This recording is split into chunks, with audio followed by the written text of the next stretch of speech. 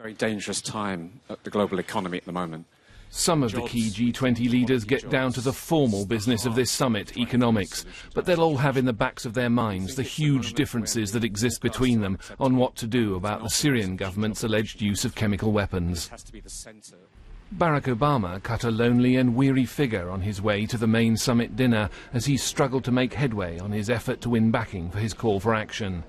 He huddled with his friends at the dinner table, but those who spoke up for a tough response on Syria in the 4 hours of dinner discussions seemed very much in a minority. Afterwards, the Italian Prime Minister tweeted, "The G20 has just now finished the dinner session at which the divisions about Syria were confirmed." And to underline the sourness of relations on this issue, the spokesman for the Russian presidency declared that a US strike on Syria will drive another nail into the coffin of international law. Meanwhile, away from the summit, the US ambassador to the United Nations fired back that Russia continues to hold the UN Security Council hostage and shirks its international responsibilities. My great pleasure to see you again. President Obama met his Chinese counterpart, but Washington and Beijing remain far apart on Syria as other leaders continue to reflect their concerns and caution.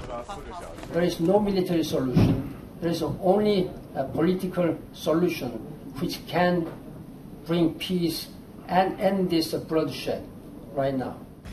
Of course, we have to wait. The American Congress has still to decide, but we emphasize collectively the importance also of the UN process. And that's why we are asking urgently that the inspectors, the UN inspectors, deliver an interim report as soon as possible. These leaders were probably never going to bridge their differences over Syria, but the divisions on display here may also increase Barack Obama's troubles at home in convincing a doubtful and suspicious Congress of the case for action. Nick Childs, BBC News.